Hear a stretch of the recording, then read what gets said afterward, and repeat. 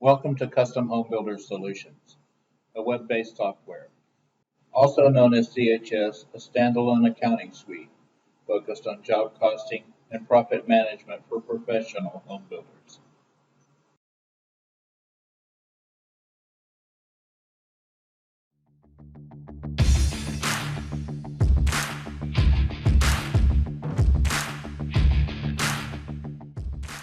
Hello there.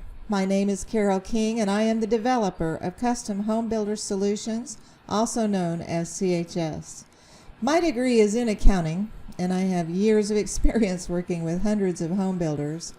And here's the thing. At first, I wasn't really prepared for how complex construction accounting is, despite my degree. And I now know why it is so important in your industry to find qualified staff who understand accounting no matter what software you use. When I worked as a controller for a custom home builder, I had to figure out how to account for the industry's very unique accounting needs and how to give the builder what was needed to manage his costs and profits and to satisfy the demanding home buyer customers, bankers, insurance auditors, and so many more people. I spent way too many hours coming up with all kinds of spreadsheets that meant I was first entering data into my generic accounting software that was not really designed for job costing, and then gathering data from the software and double entering it into spreadsheets, and then spending time reconciling the two because I would make some mistakes, believe it or not. I tried to find some software that would satisfy what I needed for custom home building, and I didn't really find any. So I began to piddle with developing my own.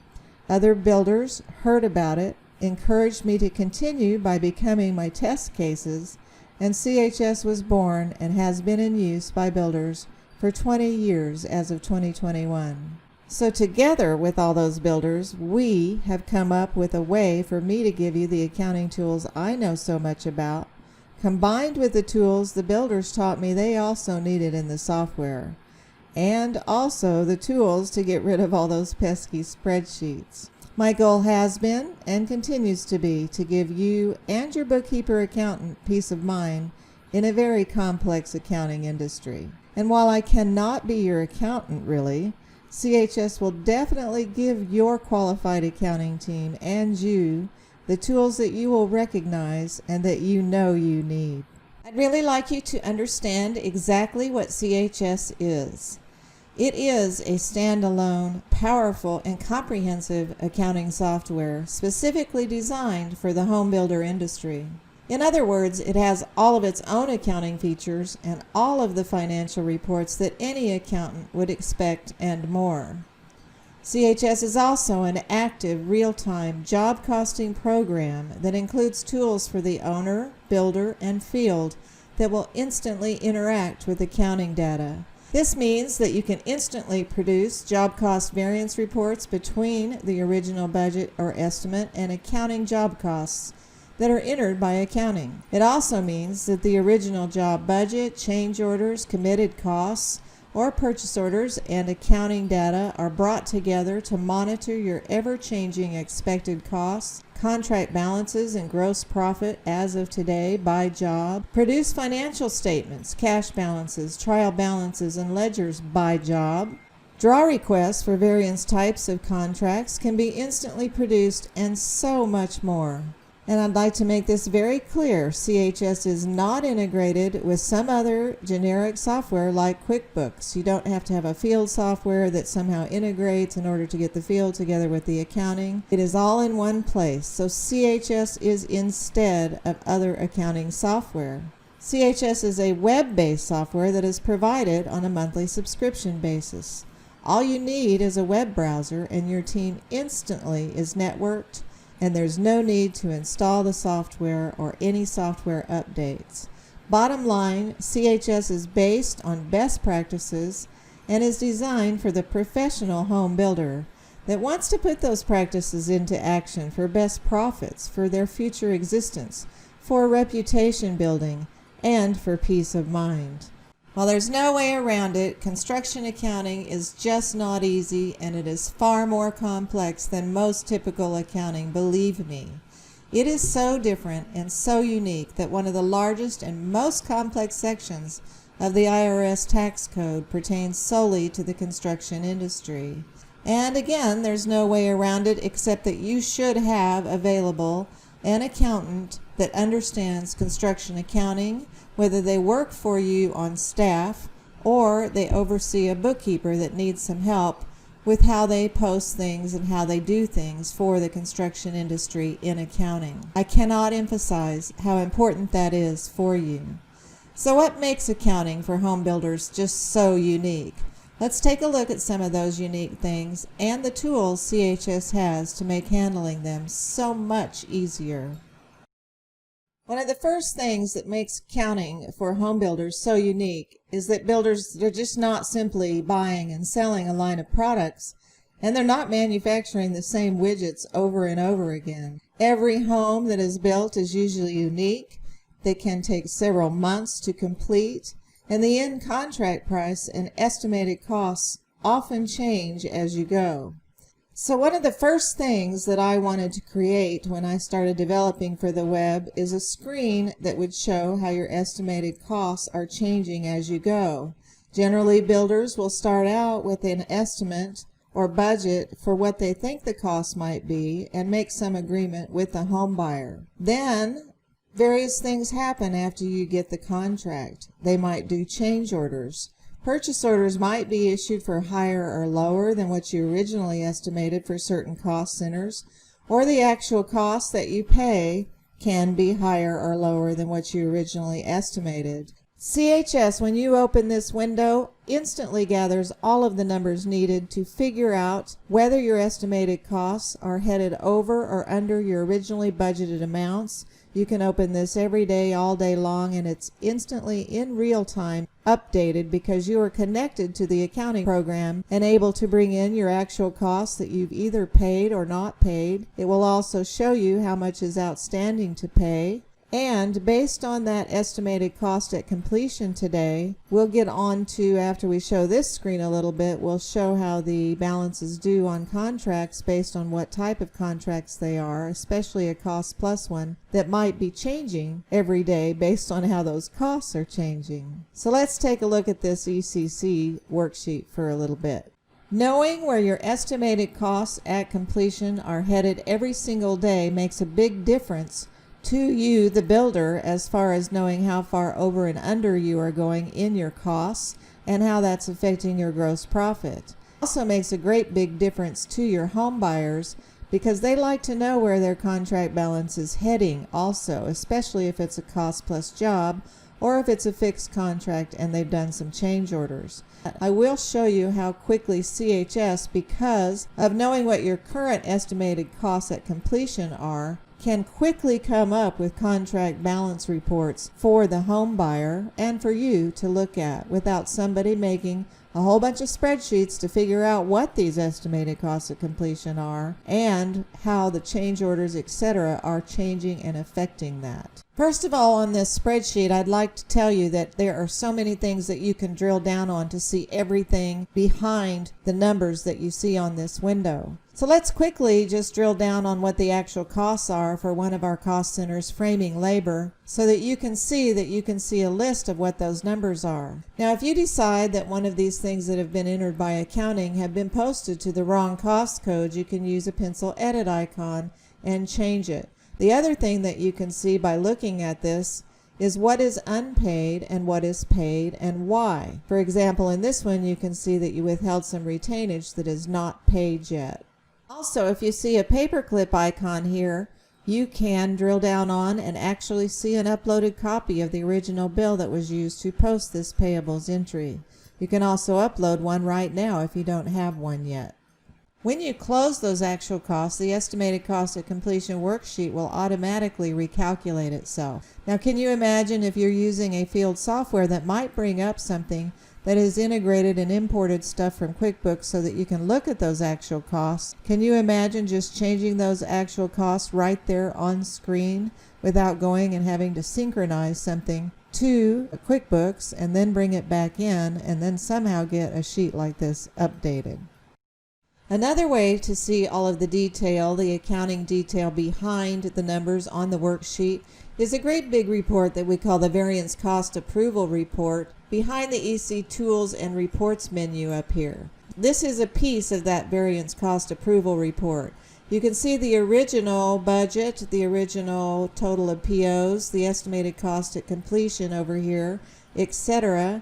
And you can see the detail of the bills that were posted, what was paid and what was unpaid. And if you take a close look at this, you can see that the purchase orders are equal to what the ECC is, and that is what we paid, and that all of that is a little bit under budget. That's a pretty cool report because this report shows all of your cost centers and the actual cost detail behind what is going on with the ECC. Now, I'd love to just sit here and go over all of the things on this estimated cost at completion worksheet that you can drill down and see and make decisions because of what you see, but I'll start doing some stuff really fast. First of all, before we leave that framing labor, I'd like you to notice that there were total POs for less than what the total budget was. And we check marked it to use the lower PO. So even if we had not had these actual costs posted yet, we didn't have any in yet, the estimated cost of completion would have been the amount of the purchase orders and not the budget. You can see here that we do have the original budget and we have some change order amounts. And you can drill down on what that amount is versus what the price is. This would be the estimated cost of the change order, and you can get a large report of all the change order. You can get a full budget report by clicking on this, or a miniature for the cost code by clicking on this. And then we call the original budget that we did plus what we estimated as costs for change orders that were approved, and we say this is our total budget. Because the change orders, when we estimate the costs, that becomes something that we add to the budget, but we always keep the original budget. Let's take a look here at the slab contract. There's a variance PO in here, a total POs, and there's an amount that is showing over that original total budget. And if you drill down on this little notebook looking thing, you can see some detail behind it, and you can see what the variance PO was for. And you can see the difference, the other difference, the $4 difference based on what was posted to actual costs, etc. And you can see the amount that is over, so you can get the detail behind that. You can also drill down on this comments bubble to see all comments back and forth between the team, vendors, even home buyers, etc. related to this cost code, so that you get some information there. You can also see all uploads that you've done for that cost code, like copies of bills, copies of bids you received, the POs you issued, hard copies that are in your file cabinet for this cost code and for this job. And then over here back to the framing, you can see down here, if you remember what we were opening regarding the framing, you can see that based on the ECC, this much has been paid. Therefore, this much is left to pay, and that was that retainage that we looked at. You can get a full report of all the actual costs that have been posted for the job and all the POs for the job. And some great summary reports of the ECC or the complete ECC. And if you open some more reports behind this button up here, ECC Tools and Reports menu, you can see a great outstanding report, outstanding to pay. And none of this could be figured out if this wasn't just immediately in the same program as all of your accounting, especially on change orders. You can see what has been paid or not. The actual cost, you can see what is paid and outstanding because you're connected to accounting. You can drill down on the various stage numbers and see the tasks for that stage and what has been assigned. So to sum it up, you can see that CHS is doing a whole lot of work based on all of the things along here, the budget, the change orders, the purchase orders, etc. But even though CHS is looking at those to figure something out, if you know that something is going to be different than what you have for the budget or for POs, etc., you can enter your own builder revision. And you can see that here under electric service, where the builder has actually typed in 250 for the ECC, and the ECC changed to that. That's because maybe you're talking to somebody in the field and you know something different than what's been going on. So you also have control besides just what CHS might decide. And that builder revision rules as the ECC unless the actual costs go over. Now what I'd like to do is get on to showing how the ECC is so important for figuring out what the contract balance due is and what your estimated gross profit is today. Now that we've seen how the estimated cost at completion can be changing every day and that CHS can calculate all of that for you right away, let's take a look at the other end of that picture and see how the contract balances are changing based on the type of contract that you have. This particular job we've been looking at is checkmarked as a cost plus builder's fee, and you can see right here that we see that current ECC that we've been looking at. Also, there's a list of monies that we've received that you could drill down on. But here's our original budget and what we wanted, a 20% gross profit, and this window is one you open to help set your price or your fee or your markup percent depending on your type of contract. But notice that we have a current revised price, which is the current ECC we've been looking at, plus the builder fee, plus any part of the change orders that were fees where we marked up the cost to have a builder fee. Now I'd like to show you how quickly we can do a contract balance report from this.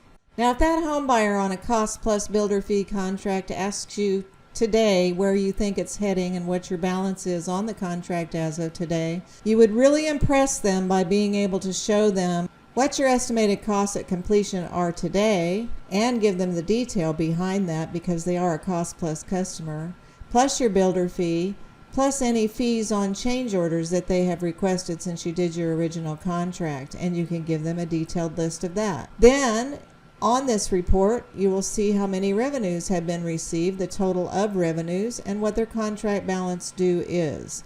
All of this can happen with just a click of a button on various screens throughout CHS. There's another unique thing that can happen in the home building industry that's not like other industries, and that has to do with this. Maybe your home buyer decides to go out and pay some of the costs while they're selecting various things to use, but yet you want to track that cost and give them credit for it. So you'll see on this report there's a section for paid voucher clearing under revenues, and CHS handles that. It gives you the option to enter the cost, the job cost, and then mark it as paid by voucher. That's why this is called paid voucher clearing. And so CHS will put it in the revenues and we'll put the job costs in the job costs. So they sort of offset each other as far as that contract balance due is. Just thought I'd point that out as another unique thing.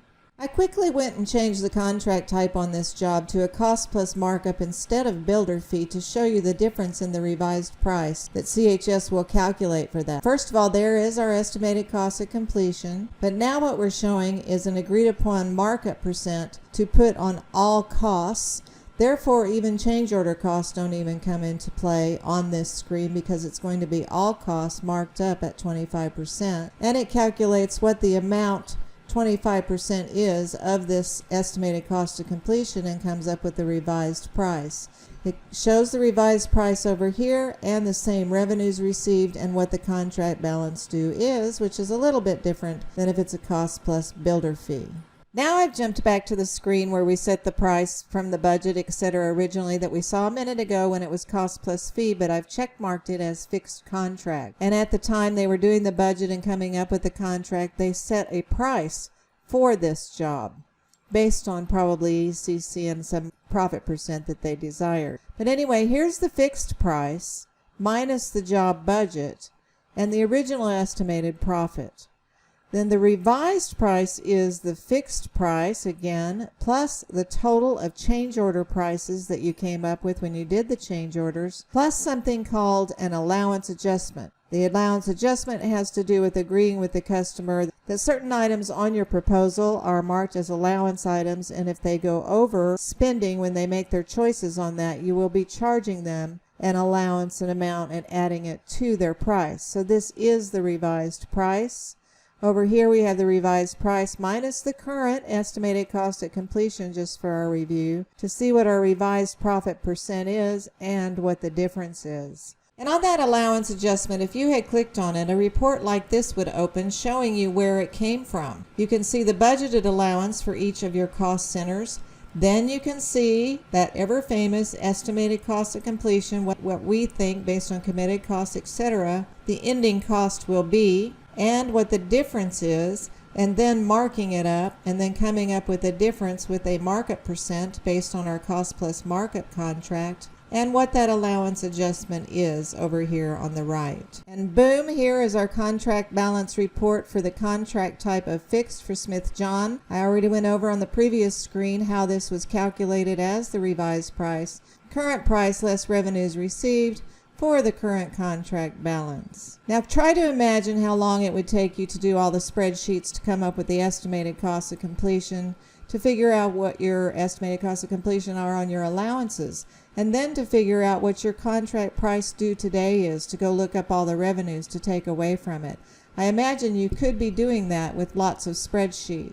Also, the estimated cost of completion serves as your variance cost reports that you might be doing a lot of spreadsheets for, to figure out what the difference is between your budgeted and your actual. So hopefully I've made a point about how CHS is very active and interactive with your accounting to do all of this so quickly for you.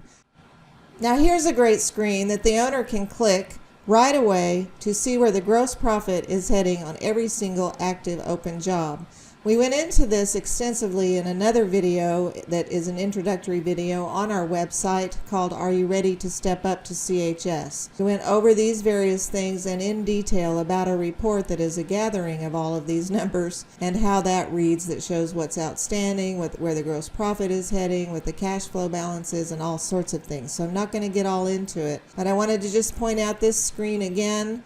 The owner can just use one click of a button, see the active open jobs, and I was using this magnifying glass to get to the place where we could see where the revised price was coming from, then this briefcase button to get to the place where the contract balance was due, and all sorts of other reports for that job are available there, the ECC, the active job cost, the purchase orders, change orders, etc. And over here you can see that the estimated cost of completion that we were looking at was showing, and you can click that button and open that estimated cost of completion worksheet. And a powerful thing of CHS is that it tracks cash by job, no matter how many checking accounts or credit cards you use. It knows how much cash has been used for each job and can give you a cash balance. Also, it can show you the open payables today for a job, and you can drill down on the detail. And on this Loveman one, you can see that we probably need to go do a draw request because we're short to pay the accounts payable. So that's where I'm heading next, is towards doing draw requests in CHS. Now take just a minute, look at this screen, think about things you're drilling down on, think about tracking cash by job, think about the estimated cost of completion, think about figuring out the gross profit, and imagine how many spreadsheets you might have to make to get this from a generic accounting software. No Excel spreadsheets were made. CHS is collecting all of this for you instantly based on what you're entering into accounting and into your budgets and your purchase orders and change orders. And the owner does not have to ask anybody to go do all of those spreadsheets to give him or her a good report of this. The owner can just open this screen. Another very unique accounting issue for home builders is that money received from customers is not handled like your everyday accounts receivable in other types of businesses. Periodically, builders draw money based on the progress of the job from their customers or their customers' banks, or from a bank if you're doing a spec.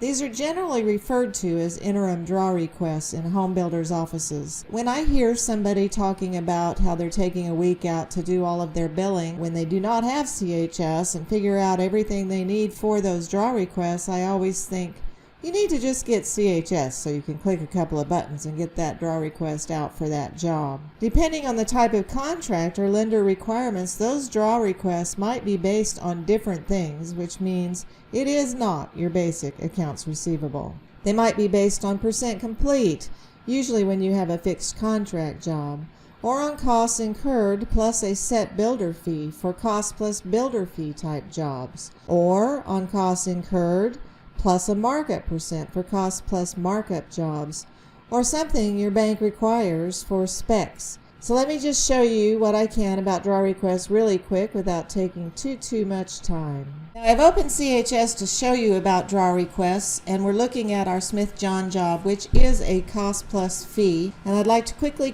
run through preparing a new draw request versus you gathering all kinds of things on spreadsheets to try to figure out what's been drawn, what hasn't been drawn, and to prepare a draw request. The first thing that will open is a list of all posted costs, paid or unpaid, that have not been included in a draw request yet. They come in all selected to be included, but you can unselect ones. You can use various things like unselecting ones that have not been okayed by the field, that kind of thing. You can see that a few of these have been okayed, but since I'm not a real builder's office, there's not as many okayed. You can use various features like that to select which ones, but I'm going to continue on. This is at cost because this is a cost plus builder fee. You will get this same screen for a cost plus markup also, but we're doing cost plus builder fee. We can see the total of the cost, $13,691. So let's continue to the draw worksheet. Now you see here ready to draw is 13. And we have prior drawn. You drill down on things and you can see the detail behind the bills of the prior drawn stuff. And you can see the detail of all the actual costs for that cost code, if you like, etc. Lists of the bills that were paid. We're not going to dwell on that too much here. So we're ready to draw go to the Calc Builder Fee. CHS will calculate a builder fee for you based on the original builder fee that you entered, saying that you would be taking, and based on the total cost, posted cost so far. And it will know what prior fees you've drawn, so it'll take the posted cost minus the prior fees, the fee part. We're in the fee column. And you can use that, or you can type your own builder fee in to use. So I'll use calculated fee. I have some various options. I'd like to say that you can change the verbiage that will print at the top of the draw request right here in this box. And I can do a draw request with revenues and change orders list. So I'll do that. And I can open the file after it's prepared to take a look at it because it made a hard PDF. And we can see that verbiage here at the top. We can see the total we're going to draw with the builder's fee here. We can see those same columns prior drawn this draw, and if we go to the bottom of this, we can see the total of those costs plus the builder fee and this amount that is the fee. If we go down here, we can see revenues that have been received already, and we can see approved change orders down here just for information. Now I'll close that, and then I'm given the option to post the draw request or no, go back to the draw style select. I might view that draw request again. But if I go back, I could elect to do one that is a summary draw request by group. I'll just show you the one without revenues and COs report. So you have some different options of what to show them on their draw request. And if I look at that one, you can see that it's a much shorter one here before we get down here, because you know how plumbing might have rough, top out, and final. So those were would have been in 3 lines on the previous one that was a detail of the cost codes. This one is the groupings of the cost codes instead. Now after you posted the draw request, you can open that draw document again, but it's also now on the homebuyer's portal where they can see it, but you can click a button to send the draw request to them. A comment will be made about that they can always see and drill down to the draw request. What I'd like to show you is the cost detail report. On cost plus draws, you usually have to give your home buyers a list of the actual costs that have been posted for the draw request and maybe a copy of a stack of bills. So what I want to point out is that let's do the cost detail of this draw number 1. I think it has more of them. And I'm going to do a list of the costs with attachments. What I'd like to show you is that in CHS, when you're entering bills, you can upload copies of bills, and that's what this attachment is here. This attachment is here. I can't do it on this local machine to show you the actual bills because I'm not really working out on the server.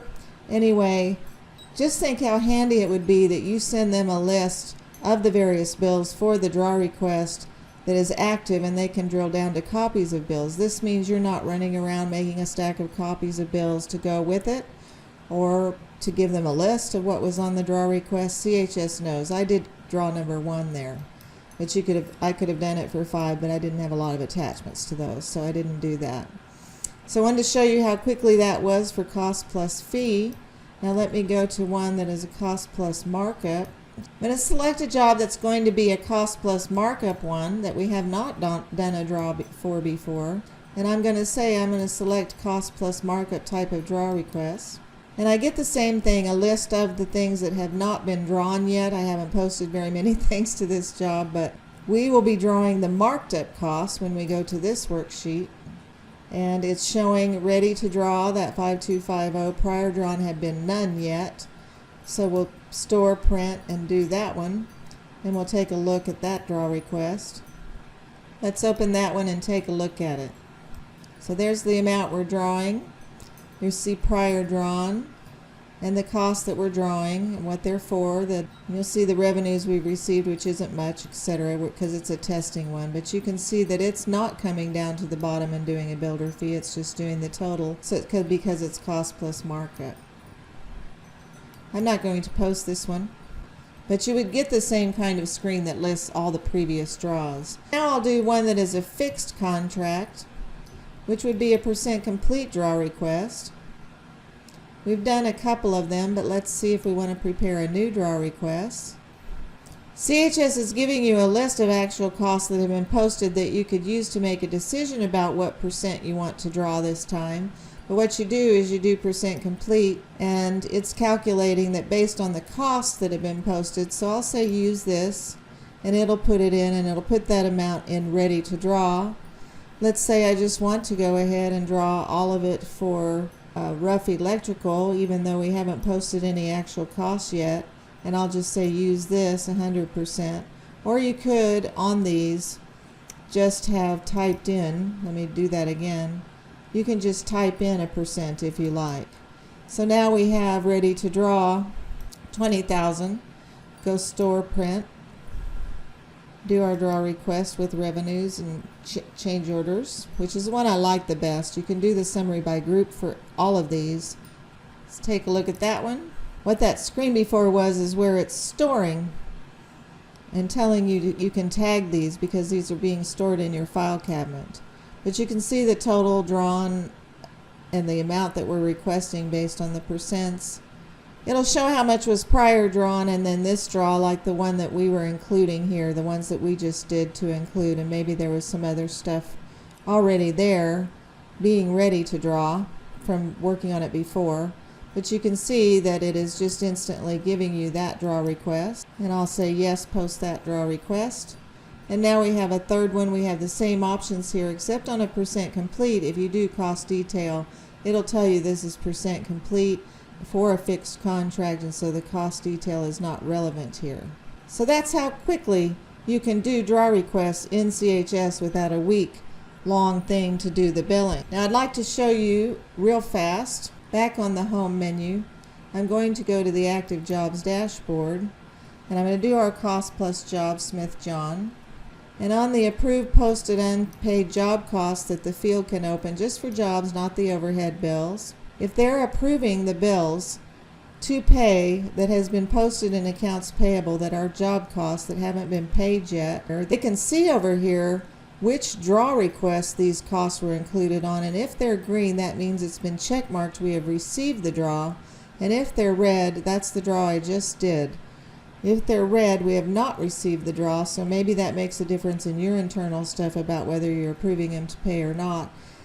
The field might go ahead and approve this to pay. They can drill down on that ECC we talked all about and see where this cost code is at, that type of thing. You can hover over to see what the cost code is for erosion control. They can drill down on the purchase orders and all kinds of things before they decide to say that's okay to pay. So that's what we do there. Now what I've opened is the screen that the bookkeeper or big boss or whoever might be able to open, which has overhead bills and all of the bills for everything. But let's just say I searched for just that Smith John bills, just because. So now I just have ones for Smith John that are bills that are ready to pay, and you can see the OK ones in two. This is your column for select which ones you want to pay. You can also see what draws those have been on and whether they've been received or not. And you can do a lot about selecting groups to pay. And you might only select to do yes to yes, only pay ones that are OK one, that kind of thing. But this gives you some information, and this shows you how accounting itself is connected to those draw requests and is connected to job costs, etc., and showing everything that there is to see. I usually call the OK1 column the Big Boss column. And if you see paperclip icons over here, you can drill down and actually see the bill. So can the field on that one that they had approved, so you can see that there's copies of invoices. And that would have been the same thing over there on the where you were selecting things for your draw request, where you can drill down on the copies of the bills and send them to the home buyer. Hopefully I've made a point about how everything is interacting with everything else, but also how fast you could do draw requests in CHS. Well, by now you can probably figure out that I like to teach too much and I don't keep my videos as short as I should for marketing, but I really do like to show you that CHS is all about helping you get those unique things done for accounting especially. We've barely touched the surface of the unique accounting needs of home builders, and there is so much more. So if you'd like to stay tuned by continuing to the next video on the playlist, I am going to drill down to some of the more intense accounting features that there are in CHS, and that video would be a really great video for your outside CPA or somebody else to review, to see just how much CHS is taking care of for you regarding the accounting sections, like various different methods of accounting that builders use, maybe doing a percentage of completion worksheet, how to post deposits that have job costs associated with them, and even like a zero lot draw that we might post, or a closing deposit using the HUD papers, and about closing a job and the tools that CHS has for you regarding that, showing you how much is in each account on your chart of accounts for a job, so that you can easily click some buttons and create the journal entry when you close a job from being work in progress over to your income statement. So maybe I've tweaked your interest if you're an accountant especially, and please continue. Thank you for watching.